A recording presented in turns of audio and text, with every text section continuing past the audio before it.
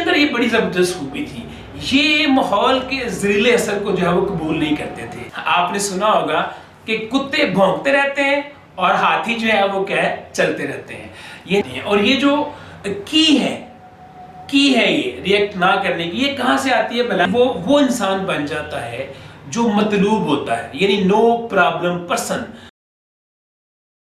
ایک گر کی اور پتے کی بات آپ یہ سیکھیں کہ جب سطح زمین پر سخت طوفان آتا ہے یا ناقابل برداشت آندھی چلتی ہے تو وہ پرندے جو چھوٹے ہوتے ہیں، جن کے ونگز کمزور ہوتے ہیں، چھوٹے ہوتے ہیں، وہ اس کی زد میں آ کے طوفان کی خلاق ہو جاتے ہیں۔ لیکن ان کے برعکس وہ پرندے جن کے ونگز بڑے ہوتے ہیں، سٹرونگ ہوتے ہیں، وہ کیا کرتے ہیں؟ اپنے آپ کو اونچا اٹھاتے ہیں، اڑان بھرتے ہیں، اونچا اڑتے ہیں، اتنا بلند ہو جاتے ہیں کہ طوفان جو ہے وہ نیچے رہ جاتا ہے، اور جب طوفان گزر جاتا ہے تو پھر وہ نیچے آ جاتے ہیں۔ یوں وہ اپنے آپ کو طوفان سے کیا کرتے ہیں؟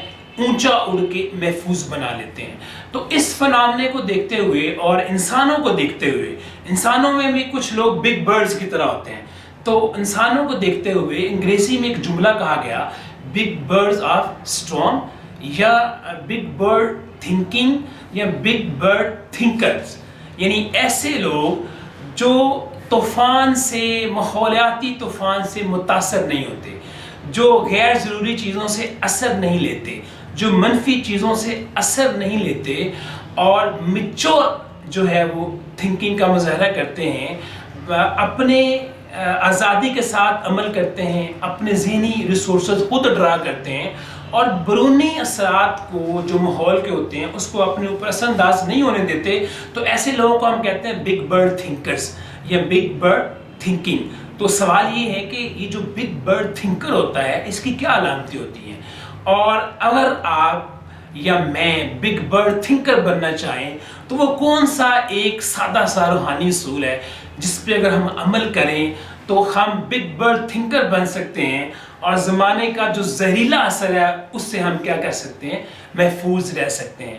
تو اردو کا ایک محاورہ ہے، آپ نے سنا ہوگا کہ کتے بھونکتے رہتے ہیں اور ہاتھی جو ہے وہ کیا ہے چلتے رہتے ہیں، یعنی کتے جو ہیں ان کا بھونکنا ہاتھی کی چال، اس کے سفر اور اس کی منزل پہ اثر انداز نہیں ہوتا۔ بالکل ایسے ہی جو بگ برڈ تھنکر ہوتے ہیں، ہاتھی کی طرز کے انسان ہوتے ہیں، وہ ماحول سے متاثر نہیں ہوتے، پرسکون رہتے ہیں، شدید اشتعال کے اندر، وائلنٹ سچویشن کے اندر بھی کیا کرتے ہیں؟ پرسکون رہتے ہیں، نپا تلا رسپانس دیتے ہیں، سوچ سمجھ کے رسپانس دیتے ہیں، نیگیٹو کو بھی پازیٹیو بنا ڈالتے ہیں، اور وہ جو ان کے ارد گرد انسان ہوتے ہیں عام انسانوں کی طرح ان کو وہ دوست اور دشمن میں تقسیم نہیں کرتے، وہ سب کو کیا کرتے ہیں؟ انسان سمجھتے ہیں، ہیومن بینگ سمجھتے ہیں۔ اور یہ جو کتے بھونکتے ہیں، یہ جو طوفان آتے ہیں، یہ جو مشکلات ہوتی ہیں، تو وہ یہ سمجھتے ہیں کہ یہ قانون قدرت ہے، اس کے تحت آتی ہیں، اور اس کے تحت بہترین طریقہ یہ ہے کہ ان چیزوں کو کیا کرو؟ نظر انداز کرو۔ تو ہاتھی، میں سمجھتا ہوں کہ دو آپشن ہوتے ہیں ہمارے پاس زندگی گزارنے کے۔ ایک یہ ہوتا ہے کہ ہمیں غیر متعلقہ چیزیں ہمارے اوپر آتی ہیں ہماری طرف، تو ہم کیا کریں؟ ریئیکٹ کریں، ہم رد عمل دیں اور ان میں الجھ جائیں۔ اور دوسرا طریقہ ہے ہاتھی کا طریقہ، ہاتھی کا سٹائل، ہم کیا کریں؟ کتوں کے بھونکنے کو کیا کریں؟ نظر انداز کریں، غیر متعلقہ چیزوں کو چھوڑ دیں۔ اور اسی کی طرف اشارہ کرتے ہوئے ایک حدیث میں یہ بات ارشاد فرمائی گئی ہے کہ آدمی کا جو اسلام ہے، ایمان ہے، اس کی شان یہ ہے کہ وہ غیر متعلقہ چیزوں سے کیا کرے؟ گریز کرے، یعنی غیر متعلقہ چیزوں کو چھوڑ دے۔ یہ جو ہمارے پرانے بابے ہیں، روحانی بابے ہیں، صوفیہ ہیں، بزرگ ہیں، ان کے اندر یہ بڑی زبردست خوبی تھی، یہ ماحول کے زریلے اثر کو جو ہے وہ قبول نہیں کرتے تھے۔ یہ ان کے اندر یہ خوبی تھی کہ یہ غیر متعلقہ چیزوں کو بالکل جو ہے وہ کیا کرتے تھے؟ نظر انداز کر دیتے تھے۔ آپ نے حضرت شمس تبریز کا وہ قول سنا ہوگا کہ آپ نے فرمایا کہ صوفی وہ ہے جو محرک ہو بھی، سٹیمولس ہو بھی، تب بھی کیا کرے؟ پرسکون رہے۔ یعنی کہ وہ ہم کہتے ہیں کہ اس نے مجھے غصہ چڑھا دیا، اس نے یہ کر دیا، اس نے وہ کر دیا، پھر میں نے یہ کیا۔ تو فرماتے ہیں کہ صوفی جو ہوتا ہے، روحانی آدمی جس کے اندر روحانیت ہوتی ہے، الہیت ہوتی ہے، وہ انسان ہوتا ہے جو سٹیمولس یعنی محرک ہو بھی تب بھی کیا کرے؟ पुरसकून रहे। और हकीकत ये है कि ये जो रूहानी सूल है कि मुहर्रक हो भी तो पुरसकून रहने वाला, ये असल में क्या है, ये बिल्कुल फूलों की तरह जो कांटों के अंदर रहते हैं। वो शेर है ना कि मैं गुलशन परस्त हूँ, मुझे गुल ही नहीं सिर्फ अजीज, कांटों से भी निभा किए जा रहा हूँ।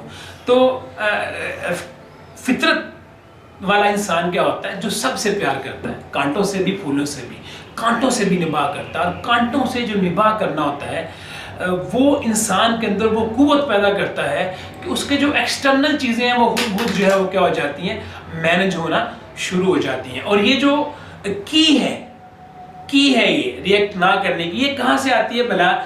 ये जो है वो कुरान मजीद की एक आयत है जो हमें इसकी तरफ हमारी रहनुमाई करती है।